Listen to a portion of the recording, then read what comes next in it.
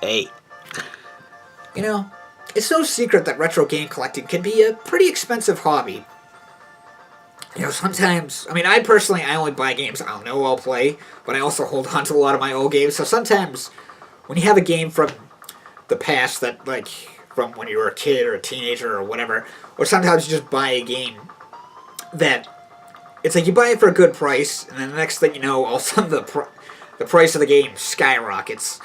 In the words of Chris Farley, whoa, that was close. Now let's see what happens when you drive with the other guy's brake pad. Never mind. But anyway, so most of these games I had from when I was a kid or younger or whatever, except for one, which I'll talk about in a minute.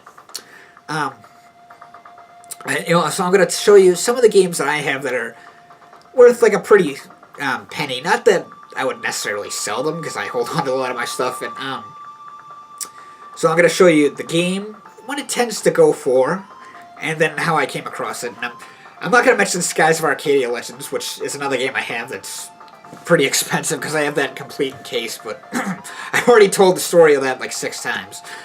In fact, I just mentioned it in my Blockbuster Memories video, so anyway. First we have a Game Boy title. It's the Toxic Crusaders. I'm going to zoom in really quick so you can see all the little scuff and stuff on there. This was based off the cartoon series, which is loosely based off the R-rated B movie, The Toxic Avenger. This game, loose like this, tends to go for about 100 to 150 bucks. Now, it's kind of faded and dirty, which I don't know if you can see it because the lighting is kind of weird. But anyway, yeah, I never saw the movie Toxic Avenger until a few years ago, but I remember the cartoon series from when I was a kid. I even had some of the toys. I also had the NES game, which I played it back then. I played it in this day and age, and that game is awful.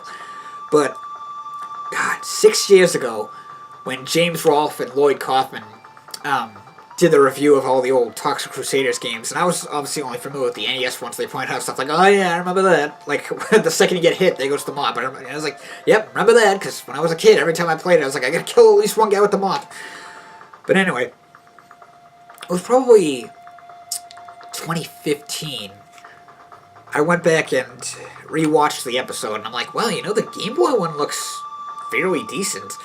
So I bought it for about probably 20 bucks, and it's actually a good game. Like, it's not a must-play title or anything, but it is good. It's a platformer shooter, and the menu screen is kind of funny because it's like two of the villains drawing a blank on the names, and it's like they're like debating with each other, like, oh, we're screwed if they find out the password, the memory password that you write down or something. It's like, you mean 653012 or something? Don't say it, you idiot! Or something. Now they're gonna write it down. It's on the screen. And the characters each have their own theme, which is interesting. It's like, let me put it this way. Imagine if you were playing Turtles in Time, and you picked Michelangelo, and for every level you played as Michelangelo, it played the sewer surfing theme. Like, there was no music in the game, it just played sewer surfing for all the stages, as long as you're playing as Michelangelo. Or if you were playing as Leonardo, it would play the Skull and Crossbone themes or something. That's kind of what this is like. And, like I said, it's a pretty good game if you want to play it on like an emulator or something. Next we have a GameCube title, Fire Emblem Path of Radiance. I know this is one that a lot of people are like sought after because it's like a rare GameCube game. This tends to go for about 200 bucks. Well, at least so long as it's complete, which it is.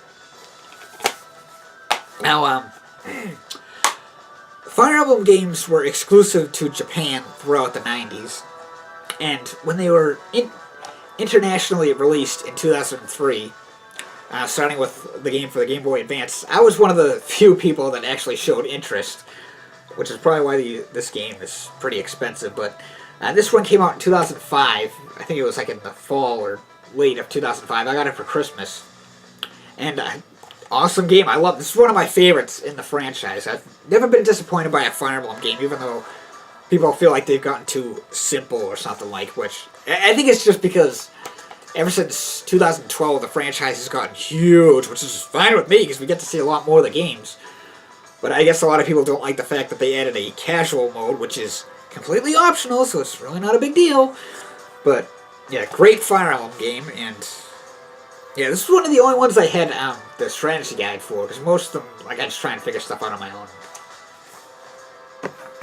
These next two aren't really out there, but I didn't want this to be all Nintendo games. So I was like, I looked through all my games. I was like, it can't be just Nintendo games that I have that are worth money. So, for the Dreamcast, Dynamite Cop, which is complete and in pretty good condition, actually. Of course, you could just find any old jewel case lying around, but yeah. This complete tends to go for about $50, sometimes more. So, yeah, like $50, which, if you think about it, it's a game that came out like almost 20 years ago, and used like this, it's almost the price of a brand new game. Because, you know, some games new are $50, so whatever. But, God, I remember it had to have been 2000, the end of 2000. My brother bought a Dreamcast, and then, like, a couple of games or something. I went to the mall with him, we went to, I think it was Software, etc. He bought the Dreamcast, I think he bought an extra controller, and then, like, a couple of games, and obviously a memory card. And one of the games he bought was Dynamite Cop. We played the crap out of this game. It's definitely one of my favorite games for the Dreamcast. Sometimes it goes for more, rather than just, like, the 50 complete, but yeah, I found it, I think it was like a couple of years ago, I found it for about 30-something, which isn't bad, because I was like, normally my price limit on retro games is $30, but I was like, it's only a little bit more, so, like, I'll flex here, because I doubt I'm ever going to find it that cheap, complete again, so, yeah, I was happy to get that for that price. Again, this one isn't really out there, but it's Capcom Classics Collection Volume 2, the Xbox version. Now, for this complete, like, open... Whoops. It's an ad thing for my brother in there. Complete. The Xbox version, complete, goes for about $50, which, again, like the price of a new game, but whatever. I always loved these types of collection titles. And I bought the first one for the Xbox, like, I don't know, 15 years ago. I was probably in high school at the time. And then, when there was a sequel coming out, I was like, ooh, I'll get that one too. And I actually like this one better than the first one, because there's, I don't know, just, in my opinion, there's better games on it. And a funny story, a old friend of my brother's, because we used to all work together, he had bought it too. And he said that, like, we were talking about, like, Street Fighter and stuff, and he was like, oh yeah, I just picked blank and I keep doing the electric move and stuff. And I don't know if this is true or not, but I think that when you, if you keep using, like, stale moves in Street Fighter Arcade mode, the computer gets wise and just keeps blocking. And I was telling him that. He's like, oh, really? I could be wrong about that, but I don't know. Yeah, I'm glad I still have that, since, I mean, I could just buy the PS2 version, which is a lot cheaper, but whatever. And last but not least, my favorite. Mega Man X2 for the Super Nintendo. Complete in box, which the instructions are a little banged up, but whatever.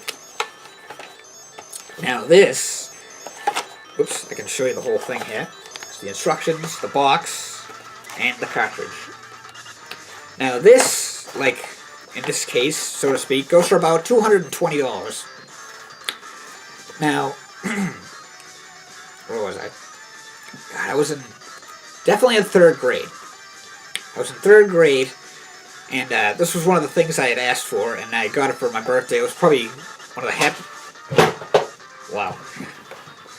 That really... No, I just dropped the box of instructions. That really ups the resale value. Anyway. That was one of the happiest days of my life, because it was like I got so many great things on my birthday that day. And I'm not going to go into all the details of what I got, but this was one of the things I got. This, like, every time I play this game or look at the box and stuff, I always think of that day. And I remember, I had, like, so many requests that my mom did. Like, I asked her, I was like, can you make, like a 3-layer rainbow cake with chocolate frosting, which she did. And then I got these, like, these little ninja guys on it instead of candles. And because she had batter left over, she made cupcakes for my class, which I brought those with me to school. And then this was on a Friday, which makes things even better. I'll get back to that in a second. And as we ate the cupcakes, my class and I were actually in the middle of watching the movie The Indian in the Cupboard, because we'd read the book and then we were watching the movie. And it was funny was that the interesting thing about that, the Indian in the cupboard, the Indian or Native American, it was actually the same guy who played Nightwolf in Mortal Kombat Annihilation. So I was like, oh, this is I feel special almost. Like I gotta watch a movie in school on my birthday.